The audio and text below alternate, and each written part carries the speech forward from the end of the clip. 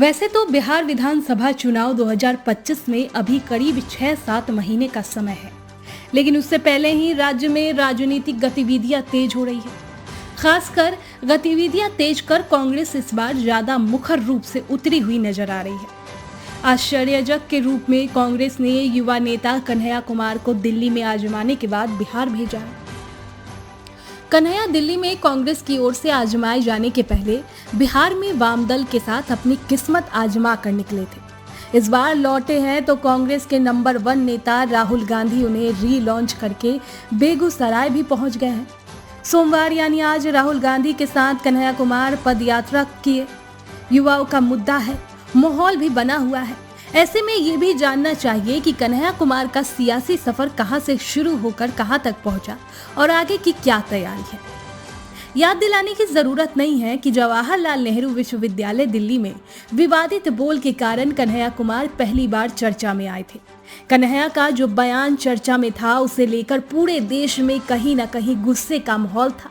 इसके बावजूद कन्हैया का चेहरा तेजी से उभरा था। दिल्ली में चर्चित ये युवक बेगूसराय का है।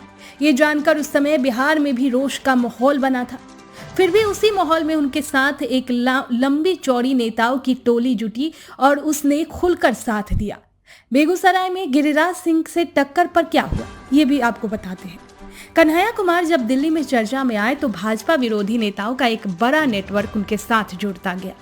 ये नेटवर्क कन्हैया के प्रति इतना समर्पित था कि 2019 के लोकसभा चुनाव में जब सीपीआई ने कन्हैया कुमार को बेगूसराय संसदीय सीट पर प्रत्याशी बनाया तो एक एक कर देश के तमाम ऐसे दिग्गज चुनाव प्रचार के लिए पहुंचे। बेगूसराय उस समय हॉट सीट बन गया क्योंकि पूरे देश से भाजपा विरोधी नेताओं का हुजूम कन्हैया के समर्थन में बिहार आ रहा था।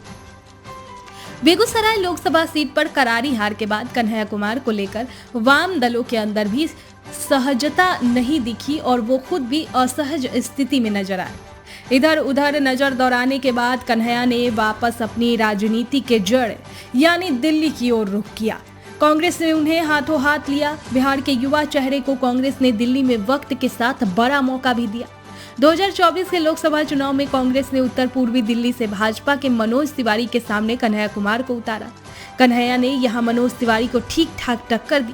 बेगूसराय में गिरिराज सिंह के 56.44% के मुकाबले जहां कन्हैया को 22.01% वोट मिले थे, वहीं उत्तर पूर्वी दिल्ली में मनोज तिवारी के 53.1% के मुकाबले 44.16% वोट मिले।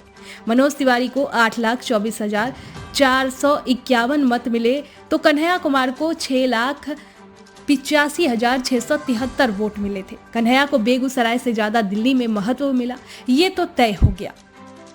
इसी साल हुए दिल्ली विधानसभा चुनाव में कन्हैया कांग्रेस के लिए उस तरह सक्रिय नजर नहीं आए।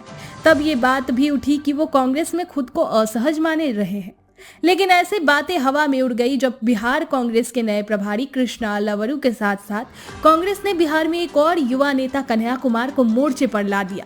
कांग्रेस ने बिहार प्रदेश अध्यक्ष अखिलेश प्रसाद सिंह से कुर्सी छीनी तो उन्हीं की भूमिहार जाति के युवा नेता कन्हैया कुमार को सक्रिय तौर पर बिहार में लाकर खड़ा कर दिया।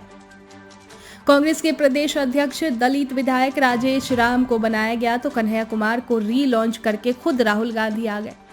अब जानते हैं कि बेगूसराय में विधानसभा चुनाव लड़ने की चर्चा अब क्यों हो रही है इतना। दोस्तों, इस बार बेगूसराय के लोग कन्हैया कुमार की पुरानी बातों को भूल चुके हैं। विरोध नहीं हो रहा है, समर्थन के लिए चुनाव के समय का इंतजार है। हालांकि युवाओं में कन्हैया के आने से जोश भी दिख रहा है। कन्हैया कुमार की पलायन रोको नौकरी दो यात्रा एक बार रुकने के बाद फिर शुरू हो रही है। ये यात्रा अब 11 अप्रैल तक होगी। इसकी पदयात्रा में शामिल होने के लिए राहुल गांधी बेगूसराय दौरे पर है।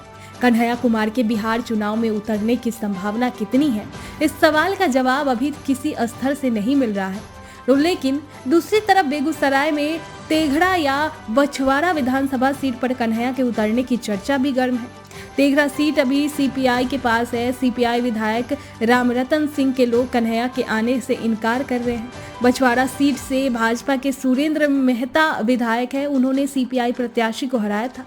सीपीआई की दावेदारी यहां से कमजोर मानते हुए कन्हैया कुमार के लिए ये सीट मुफीद बताई जा रही है। अब इन दोनों सीटों की चर्चा के बीच कांग्रेस इस पर अभी चुप्पी साधे हुए है, जबकि राजद और वाम दलों का कहना है कि कन्हैया महागठबंधन के नेता है और अगर कोई सीट दी जाती है तो वो फैसला ऊपर से होगा। खैर, इस पर आपकी क्या राय है, कमेंट बॉक्स में हमें जरूर बताएं।